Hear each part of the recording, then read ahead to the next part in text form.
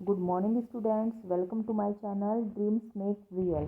My name is Dipali and today I am going to solve your 7th class English worksheet number 18 dated on 25th November 2020.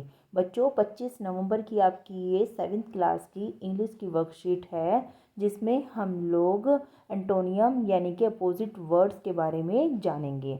Look at the following pictures carefully and read out the sentences written below them.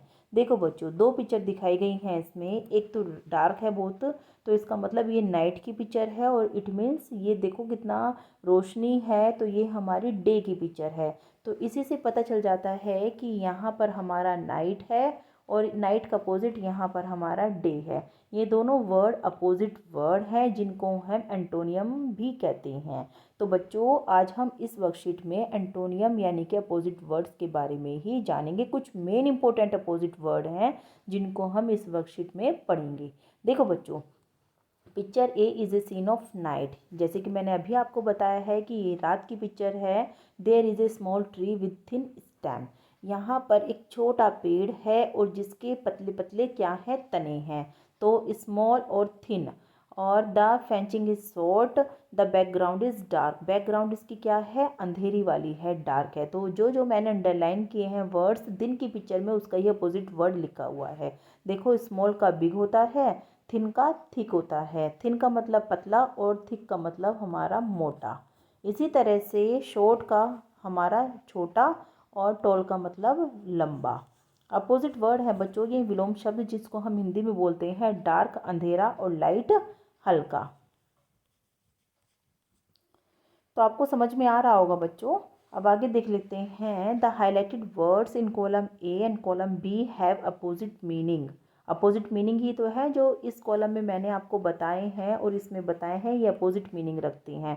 Do you know what this words are called? Yes I know this words are called एंटोनियम्स।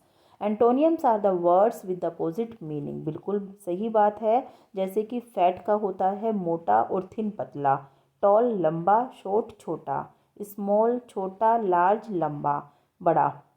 Day का मतलब दिन और night का मतलब रात। तो ये सब हमारे क्या हैं, ये हमारे अपोजिट या you can say antonym words.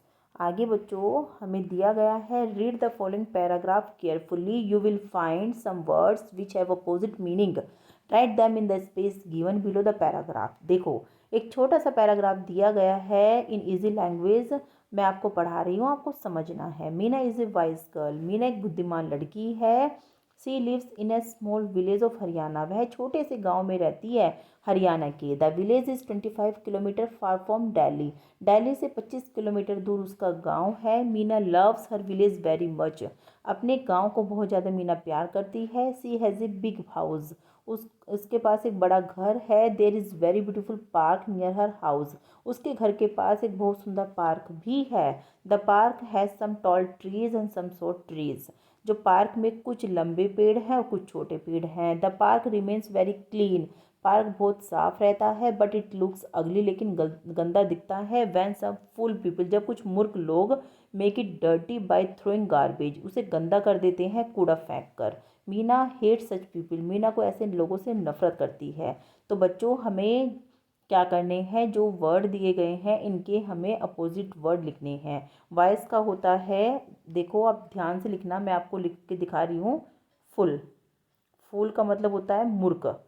Toll लंबा और शॉर्ट का मतलब होता है छोटा। अपोजिट वर्ड आएंगे बिल्कुल उल्टे। क्लीन का साफ होता है और डर्टी गंदा। DIRTY डर्टी गंदा। Small big. ब्यूटीफुल अगली। ब्यूटीफुल का मतलब सुंदर और अगली गंदा। लव्स प्यार करना और हेट्स नफरत करना। बच्चों इसमें एस लगाए तो हेट्स में भी हम एस लगाएंगे। ये प्लूरल में है तो हेट्स भी हम प्लूरल में ही लिखेंगे। Wise full, short, dirty, big, अगली एंड हेट्स। तो बच्चों आगे हम मूव करते हैं। Rewrite the sentences by filling in the blanks with antonyms of the highlighted words given in the box। बच्चों एक क्लू बॉक्स दिया गया है और हमें नीचे कुछ सेंटेंस दिए गए हैं, उनके अपोजिट जो अंडरलाइन वर्ड्स हैं उनके अपोजिट हमें लिखना है। देखो, the boy is very strong and active. इस वाले सेंटेंस में तो बॉय जो बहुत ही स्ट्रॉन्ग भी है, और स्ट्रॉन्ग का मतलब मजबूत और एक्टिव है, सक्रिय है। द बॉयज़ इज़ वेरी, इन दोनों का हमें अपोजिट ढूंढना है। स्ट्रॉन्ग का मतलब होता है, स्ट्रॉन्ग का अपोजिट हो जाएगा हमारा वीक, है ना, कमज़ोर, ये रहा वीक। और एक्टिव का हम क्या ढूंढेंगे बच्चों? एक्टिव का लेज़ी, लेज़ी मतलब कोई काम न करना, आलसी। तो सेकंड में हम देख लेते हैं, his painting was beautiful and expensive. उसकी पेंटिंग बहुत सुंदर और एक्सपेंसिव थी। एक्सपेंसिव मतलब महंगी थी। लेकिन हम सेकंड वाले में क्या लिखेंगे? अपोजिट करके लिखना है हमें इन दोनों का।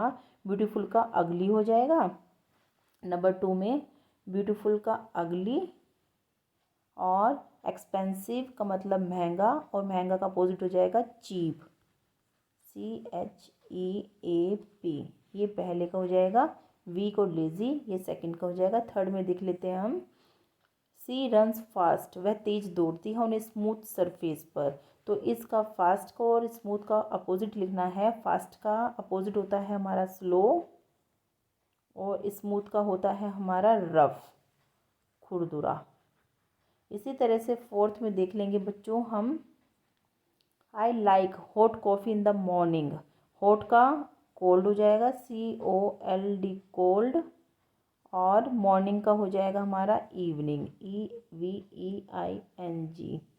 क्या हो जाएगा? I like cold coffee in the evening.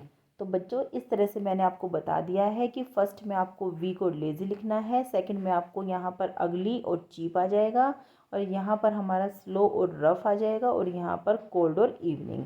तो इस तरह से बच्चों हमारी ये आज की इजी वर्कशीट कंप्लीट होती है, जिसमें हमने एंटोनियम यानी अपोजिट वर्ड्स के बारे में जाना है। कुछ इंपॉर्टेंट्स वर्ड्स हमने जाने हैं जो हमारे एग्ज़ाम के पॉइंट ऑफ व्यू से बहुत ही ज़रूरी हैं।